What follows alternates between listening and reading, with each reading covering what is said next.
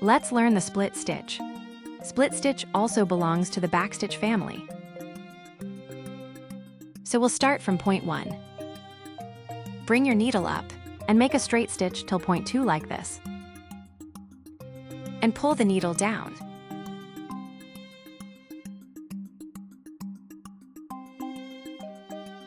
Now from point 3, bring your needle up again. And as the name suggests, split stitch. We will split our previous stitch right down, the center into 2 parts. Insert your needle exactly through the center of that previous stitch and pull it through.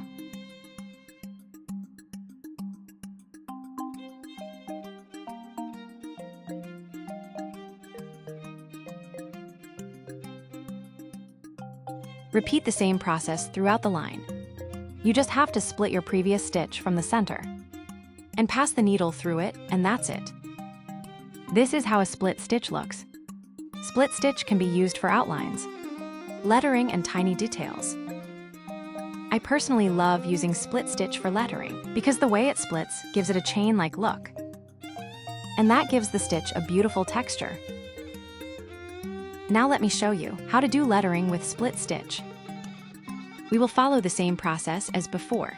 Just take smaller stitches where the edges are rounded. And at the corners, or turning points, we will complete the stitch carefully.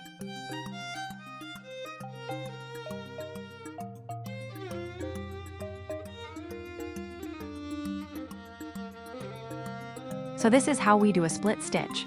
Happy embroidering!